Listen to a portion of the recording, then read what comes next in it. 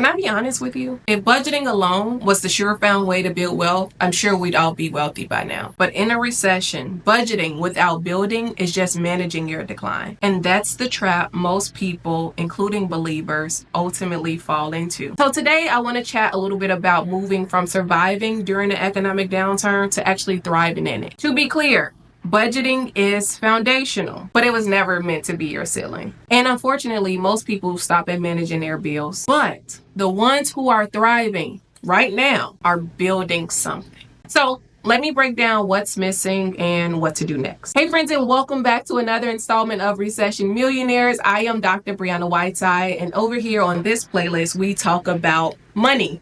We talk about money and we talk about building wealth because millionaires are always made during economic downturns. They're made when people are shrinking back, and I don't want that to be you, because a lot of believers missed the 2020 millionaire cycle. They didn't come in with their cohort in 2021 and 2022. Therefore, a lot of us were left behind. I didn't know enough about money back then, but I know enough now. So I'm getting ahead of the curve. We're in 2025. I really believe that God has given us another opportunity to become recession millionaire so that we can enter our 2026-2027 cohort strong and financially secure. Are you ready? Because I'm ready for you to like this video. Please like the video so it can get started in the algorithm and that YouTube can push it out to more believers who need to know about money. So the first thing I want to kind of tackle is the limitations surrounding budgeting. So the first thing we need to know is budgeting controls spending, but it does not create wealth. I want you to write that down. Ultimately, you can only cut so much before you're just surviving. You still have to eat. You still need gas. You can't cut your way into wealth. So let me give you an example. We have a single mom making $3,200 a month and she budgets down to every penny. But with inflation, her grocery bill just jumped $100. No amount of couponing is going to offset that forever. We know this, right? So ultimately, with that in mind, budgeting assumes fixed income. But fixed income is the biggest threat in a shifting economy. Here's another example for you. If your job does not give you cost of living raises,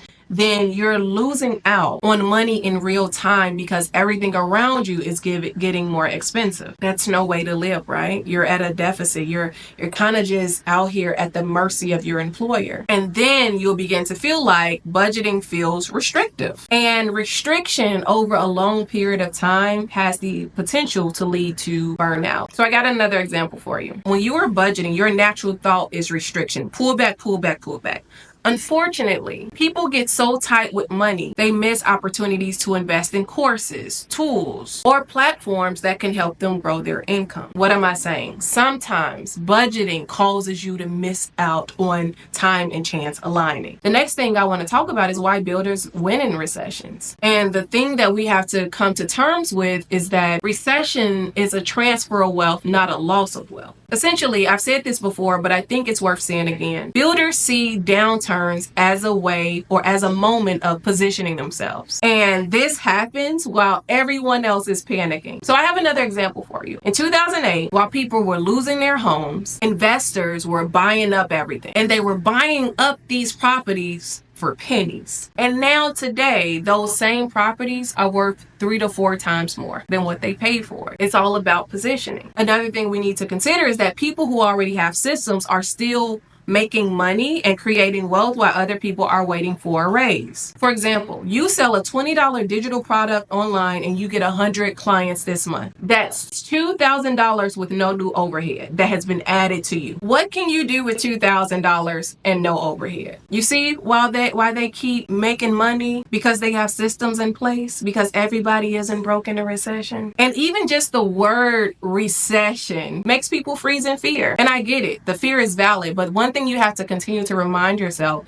is that those who build when things are shaky skip to new levels of certainty or skip to new levels of wealth when things become settled. And things do settle every single time. Unfortunately, friends, we have believed that millionaires are only made during the booming times, but that's just not true. A large amount of millionaires are made during the recessionary times, the times when everyone is afraid. They're not made in booming societies. They're made in societies that have cooled off, and they have the internal fortitude to continue going and to advance forward when everyone else is shrinking back. So I want to offer you 3 additions to budgeting that will help you build. Number 1, income stacking. stacking. We all know that multiple streams of income are not a luxury anymore. They are necessities and they are lifelines. And with that, I want you to start small. And by small, I mean teaching a skill, selling a product, or offering a service. So for example, if you're good at Canva, I'm not that great at Canva, but if you're good at Canva, how about consider offering $75 social media bundles to small businesses? If you land just 5 clients, then that's an additional $375 in your pocket. Win-win, right? And it sounds good, but what a lot of people do is they allow their lack of a large audience to stop them from moving forward, to stop them from creating an offer. You don't need a massive audience. You need a specific offer that solves a problem. For example, someone struggling with meal planning could offer custom meal plans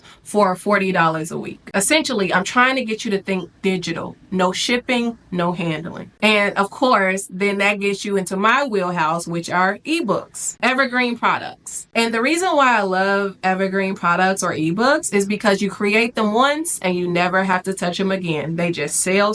So I just gave you a lot in the income stacking. You don't have to use all of them, but just try to use one of them or 2 of them, or use them as starting points to get you to your idea. The next strategy I want to give you is my favorite. You've heard me say it over and over again. High yield savings accounts, because I don't believe your savings should sit still. I think it should grow. And here's something that a lot of people don't know. Most big banks only give you 0.01% monthly on your money. That's $1 a year on $10,000. Meanwhile, some high yield savings accounts are offering 4 to 5% annually, right? You can't beat that.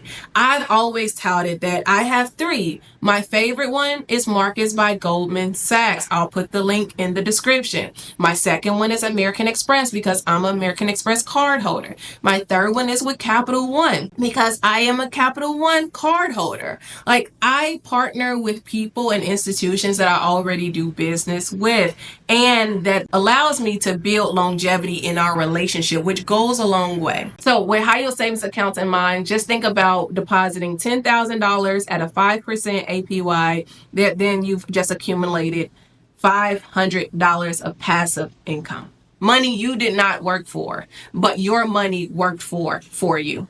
I like that strategy. You can't beat it with a stick. And the cool thing is that you can use high yield savings accounts for emergency funds or long-term financial goals. So saving $300 a month in a high yield savings account over 6 months adds up faster than you saving in your traditional savings account with a large bank. And the cool thing is that you have made money without doing anything extra. You've made money by being financially responsible. And here's a little mindset tip that I want to offer you with this. We're not just saving, we're storing wisely. I like that. You like that? I think it's pretty cool. So we've just gone over income stacking and we've just gone over high yield savings account. Here's the third strategy. The third strategy is wealth work, which is financial education and strategy. One thing that I need you to understand is that you cannot build what you do not understand. Say it with me. I cannot build what I do not understand. Therefore, I need you to commit to learning. You need to be a student in this season. And by positioning yourself as a student, that means you may commit to reading a finance book this month, or you listening to reputable people on a podcast or YouTube video. I am one of those people, right? You can grab my Wealth Mastery bundle that's linked in the description. You just need to be a student. Another thing that I want you to think about is auditing your financial patterns. You cannot correct what you do not confront. And you cannot confront what you're not aware of. So what did you learn about money growing up? What are you ultimately copying without questioning?